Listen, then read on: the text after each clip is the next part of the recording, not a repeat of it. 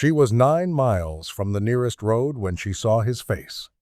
Not a photograph, not a grave. His actual face, older, weathered, belonging to a man who called himself by a different name.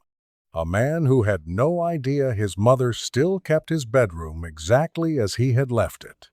Camille didn't scream. She didn't run toward him. She just went very still, the way trained people go still, when the situation is bigger than anything their training prepared them for. Because the man standing 30 feet from her in that Wyoming forest wasn't supposed to exist, he had been missing for 14 years. Presumed dead, mourned, buried in memory, if not in ground. And someone had done that deliberately. Stay with me, because this story isn't really about a disappearance. It's about what one man built inside another man's mind and how long it held. Before we talk about Derek, we need to talk about Marcus. That's the difference between this story and most missing persons cases. Most disappearances are tragedies, accidents, failures of judgment or luck. This one was a construction project. Marcus Hale was 24 years old in the spring of 2010. He was the kind of person who is very easy to trust in the mountains' calloused hands. Economy of movement, a way of speaking that made you feel like he had already thought through every possible problem and quietly solved it. He showed up at a loose climbing group in Cheyenne, Wyoming, the kind of informal arrangement that existed before social media made everything traceable. Gear lists shared by email, weekend meetups. The sort of community built on shared physical risk and the particular intimacy that creates. He met Derek O'Keefe there. Derek was 19, firstborn son of Nnamdi and Patricia, a kid shaped equally by his father's precision. Nnamdi was a civil engineer, emigrated from Lagos, a man who built things to last, and his mother's unflappable steadiness. Wyoming does something to people who grow up there. The landscape is so absolute, so indifferent to human scale, that you either shrink from it or it becomes part of you. Derek let it become part of him. By 18, he had completed guided hikes through the Teton Range. By 19, he was ready for something harder. Marcus noticed that readiness. He cultivated it. By early summer 2010, Marcus had proposed a multi-day technical climb into the Teton backcountry. Permits filed, gear prepared, return date set for June 27th. He told Derek it would be the kind of experience that changed a person. What Marcus Hale did not tell Derek, what he had apparently been planning for some time, was that only one of them was ever meant to come back. On the 23rd of June 2010, they set out together. On June 27th, Derek's mother, Patricia, waited for her son to come home. He did not come home. And on June 29th, when she called the Teton County Sheriff's Office, the machinery of official response began to move. 3 days later, Marcus Hale walked out of the wilderness alone. Here is what Marcus told Rangers when he emerged. There had been a rock slide. Derek had been struck. Marcus had tried to stabilize him, but Derek lost consciousness. With weather deteriorating and Derek unresponsive, Marcus had made the decision to descend for help. He had marked the location as best he could. He said he was devastated. He cried during the interview. Multiple rangers and law enforcement personnel who were present at the time later described his distress as appearing completely genuine. A search and rescue operation launched immediately. Teams went into the area Marcus described. They found debris consistent with a rockfall. They found some gear. They found blood on a flat rock face, Derek's blood, later confirmed by testing. They did not find Derek. The search ran for 11 days. 11 days in terrain that exists at a scale that makes human beings understand, viscerally and without abstraction, how small they are. At the end of 11 days, they had found nothing more. On the 12th of July 2010, the official search was suspended. Derek O'Keefe was listed as a missing person, presumed dead. What no one knew, what the blood on the rock and the debris field and Marcus's tears were all designed to ensure no one would know, was that Derek was alive. He was injured. The rock slide had been real. The injuries had been real. But Marcus had used the window of Derek's unconsciousness to do something that required both premeditation and a particular kind of coldness. He moved Derek away from the slide site, away from any maintained trail, to a location he had apparently selected in advance. Then he returned to the original scene and arranged it, staged it, positioned gear and evidence to tell the story he needed investigators to believe. Then he went back to Derek and waited for him to wake up. When Derek regained consciousness, he was in a rough camp in terrain he didn't recognize, being attended to by the one person he trusted in those mountains, and Marcus began to talk. This is the part of the case that forensic psychologists would later spend considerable time documenting, because what Marcus did next wasn't dramatic. It wasn't chains or cages or obvious coercion. It was something quieter and, in its way, more sophisticated. He told Derek that the route back to the trailhead was impassable. True enough that Derek, injured and disoriented, had no way to verify it. He told Derek that his injuries made evacuation through normal channels impossible, that he, Marcus, had sent word ahead through alternate means. That help was coming, but it needed to come carefully. He told Derek his family had been notified, that they knew he was alive, that they were waiting. None of it was true. Over the days that followed, days of slow travel deeper into the backcountry, days in which Derek was dependent on Marcus for food, water, medical attention, and information about the outside world, Marcus constructed a narrative, piece by piece, carefully, the way you build something you intend to last. He positioned himself as Derek's protector. He positioned the outside world as a place that had already, in the chaotic aftermath of the accident, begun to move on. He introduced the idea gently, incrementally, with the patience of someone who had apparently thought about this for a long time, that returning through official channels was complicated, that there were reasons to wait, that Marcus was handling it. When Derek eventually asked to contact his family directly, Marcus said it needed to be handled carefully. He was working on it. He had been working on it, by his own accounting, for the better part of a year before Derek stopped asking. By then, the community had begun. The group that federal investigators would eventually document had been established gradually, beginning around 2011. Marcus had renamed himself Covenant by this point, a choice that tells you something about how he understood his own project. He recruited through personal outreach and, later, through online channels, targeting people at transition points. Young adults estranged from their families, people emerging from personal crises, individuals who had expressed, somewhere public enough for Marcus to find, a disillusionment with conventional structures. The stated philosophy was self-sufficiency and spiritual authenticity. In practice, it was a high-control environment with Marcus at its absolute center. He was the final authority on disputes. He was the interpreter of shared values. And, crucially, he was the single point through which every member's relationship to the outside world was filtered. For most members, this was a choice, a bad one, shaped by vulnerability, but a choice. For Derek, it was something different. Marcus had told him, at some point in that first year, that his family had been given the opportunity to maintain contact, that they had chosen not to, that they had, in effect, accepted his disappearance and moved on. This was the lie that held everything else in place.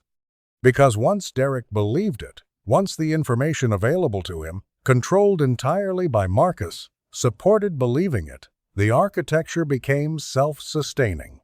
He didn't need to be restrained. He didn't need to be watched.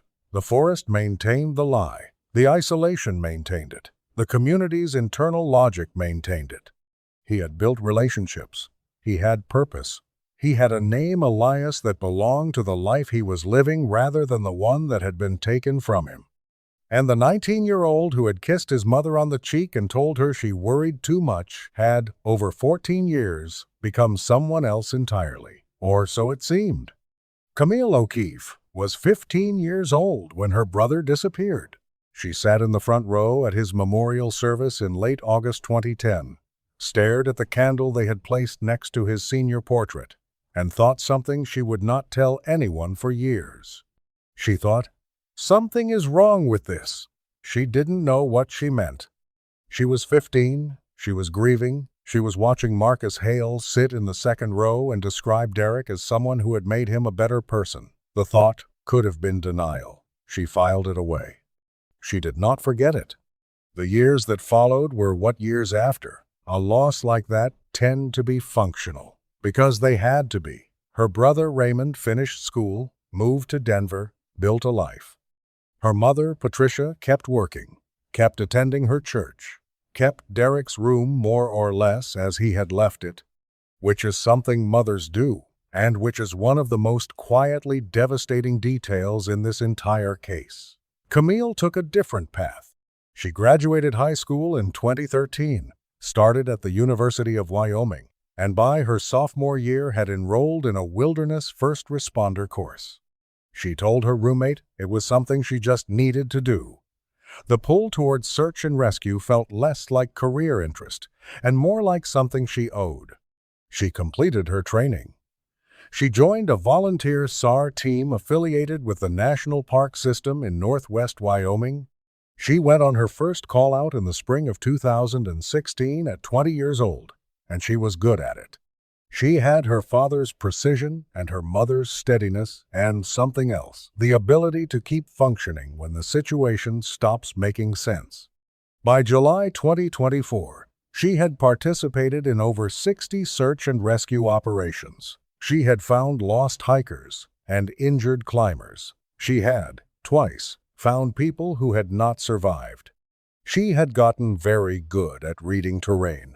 She had gotten very good at reading people. She had not stopped thinking about Derek. She had not thought about Marcus Hale in years.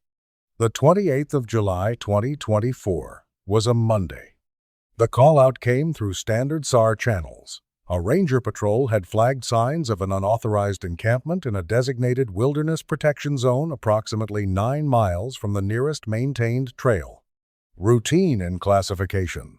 The Park Service wanted the site documented. Citations issued if anyone was present. Environmental damage assessed. Camille was assigned to a 3-person team. They set out before dawn. The terrain they covered was the kind that doesn't appear in tourist brochures. Dense conifer forest, uneven ground, creek crossings. The specific silence of deep backcountry that accumulates until it starts to feel like weight. By mid-morning, the nearest road was a concept more than a location. They smelled the camp before they saw it. Cook smoke, low and old. The kind that means habitual use over many seasons. They crested a ridge and came down through a stand of Engelmann spruce and found something that was not a campsite. It was a settlement. 4 structures. Sleeping shelters built from salvaged wood and tarpaulin. A common area. A food cache. A fire ring with a metal grate worn smooth by years of use. Tools leaning against a tree. Garden beds constructed from rocks and salvaged lumber in a small clearing where sunlight reached the ground. Someone had been here a long time. They found him 200 yards from the main structures, crouched beside a creek. He stood when he heard them, and for a moment, all 3 of them looked at each other across 30 feet of forest floor. He was mid-30s in appearance, lean the way people are lean when they live entirely on what they grow and forage. Dark skin, close-cropped hair grown unevenly, a beard untrimmed for months. Worn canvas pants, a wool shirt repaired in multiple places. Boots that appeared handmade or substantially modified. He was not frightened. He was watchful. He said his name was Elias. Camille stood slightly behind the lead ranger during the initial exchange.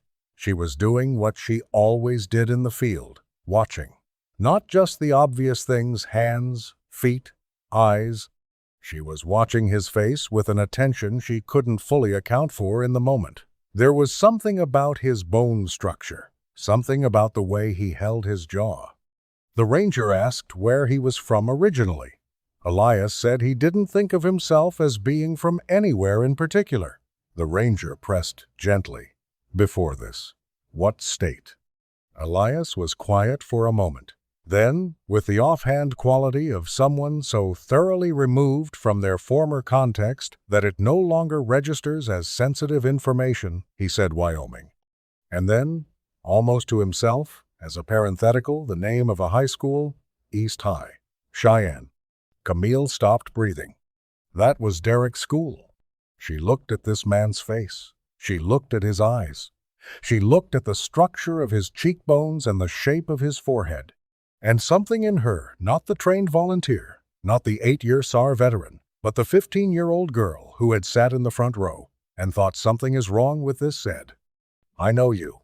She kept her voice level. She stepped back from the group. She sent a message through the SAR coordination app using language that triggered an escalation request without alerting the subject.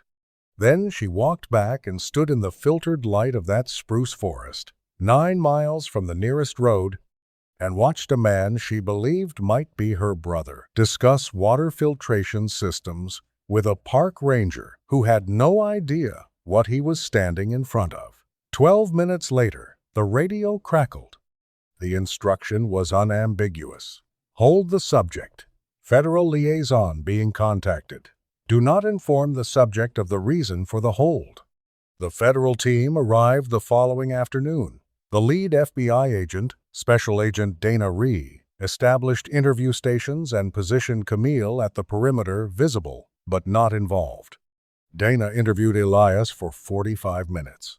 When she emerged, her pace was the deliberate pace of someone who has just confirmed what they already expected. He acknowledged Cheyenne. He acknowledged the high school. He said he did not use his prior name. He said he had made a choice 14 years ago, and that the choice was his to make. He was resistant to the identification question. They asked for consent to a DNA sample. He agreed. The preliminary kinship analysis took 4 hours. Camille spent those 4 hours doing things, documenting structures, eating from her pack, drinking water, and not looking at him. Or looking at him the way you look at something when you are trying not to look at it. At one point, he walked past the perimeter close enough that she could see the specific texture of his shirt, and the way he moved that particular loose-limbed walk she had stored without knowing she was storing it. A 15-year-old girl watching her older brother cross the backyard. He did not look at her directly. She did not say anything. At 4:47 inches the afternoon, Dana Ree found her. The probability of a first-degree biological sibling relationship, greater than 99.7%. Camille sat down on the ground. Dana sat beside her. They stayed there without speaking for a few minutes, which is something experienced federal investigators sometimes do because they understand that some moments require it. Then Dana said, "Now we tell him." They sat across from him at the salvaged wood table. Dana placed the documentation face down and told him, in simple language, what they had found. Elias looked at the table. He looked at his hands. He looked at Camille. He said, in a voice that was very controlled and very quiet, "That is not possible." He said his family had known where he was. He said they had been given the choice to maintain contact and had chosen not to. Dana asked, "Who told you that?" The silence that followed was the silence of a person reconfiguring something foundational under pressure, in real time, in front of witnesses. Dana asked again, "Who told you that?" He said, "Covenant told me." Dana asked, "And before Covenant, what was Covenant's name?" Elias said, "Marcus." Dana, "Marcus what?" Elias said, "Hale." Camille reached into her pack and took out her phone. She found a folder she had kept and added to across 14 years. Without fully understanding why every family photograph from after the 23rd of June 2010, holidays, graduations, ordinary Sunday afternoons, she slid the phone across the table without saying a word. He looked at it the way you look at something when you understand that what you see is going to change the architecture of everything you have believed. Then he picked it up. He scrolled slowly. Their mother. at Raymond's college graduation, Raymond's wedding in 2019, their father who had passed in 2017 at Thanksgiving the year before, older and thinner, but still himself, Patricia in her garden across a dozen summers, always the roses, always the same canvas gloves. He scrolled and scrolled. Then he stopped. He looked at one photograph for a long time. Then he set the phone down very carefully, screen down. He was not crying. He was somewhere beyond crying, in that place prior to tears where the body has not yet agreed with what the mind is beginning to understand. He looked at Camille. He asked one question. He said, "Is Mom still alive?" And Camille said, "Yes." Marcus Hale was arrested at his residence in Montana on the 7th of August, 2024. The charges were federal: unlawful restraint, fraud, falsification of evidence at the original accident scene. He was convicted on all primary counts in the spring of 2025 and sentenced to 22 years. He showed no reaction at sentencing. The decisive evidence was not Derek's testimony, though Derek did testify. It was Marcus's own journals maintained across the entire 14-year period, recovered from his Montana residence. In his own handwriting, he had documented the deliberate construction of the accident scene, the incremental management of Derek's understanding of his situation, the careful calibration of what Derek was allowed to know. There was an entry dated July 2011, 13 months after the disappearance, in which Marcus assessed that Derek had reached what he called a point of settled acceptance, that the work of the first year was complete, that Derek would not be leaving. He wrote about a human being the way a researcher writes about a subject. Camille was in the courtroom when that entry was read aloud. She let herself feel the rage she had been carrying since the moment she heard the words, "East High, Cheyenne," standing in a spruce forest 9 miles from the nearest road. She felt it fully. Then she put it away. Derek did not go home immediately. He spent the first weeks in temporary housing, working with a forensic psychologist, exchanging short factual text messages with Camille. He asked questions about the family. She answered them. She did not push. She understood, from somewhere older and quieter than training, that you do not rush a person who is rebuilding the map of their own life from scratch. Patricia was told the news by Raymond, who drove from Denver to Cheyenne on the evening of July 29th. He sat with his mother in the kitchen and told her she was very still for a long time. Then she asked, "Is he hurt?" Raymond said he was okay. She said, "Does he know we looked for him?" Raymond said, "He's going to know." Derek called Patricia for the first time on the 9th of August, 2024. The call lasted 2 hours and 14 minutes. What Patricia said to Camille afterward was brief. She said, "He sounds like himself." That sentence, "He sounds like himself." The idea that whatever Marcus Hale had constructed around Derek, whatever story he had been living inside for 14 years, the person inside that story was still recognizable, still there. On the 4th of October, 2024, he had dinner at his mother's house in Cheyenne. Patricia made jollof rice and fried plantains. Camille was there. Raymond drove down from Denver. They sat around a table that had been holding an absence for a very long time. Derek had seconds. At one point, he laughed at something Raymond said, a real laugh, unguarded, spontaneous. Patricia reached across the table and put her hand over his. She didn't say anything. She didn't need to.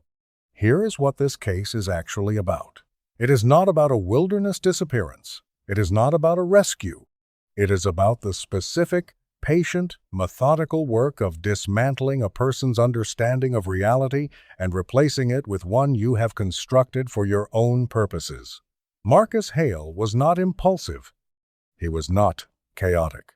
He was organized. He was thorough. He maintained journals.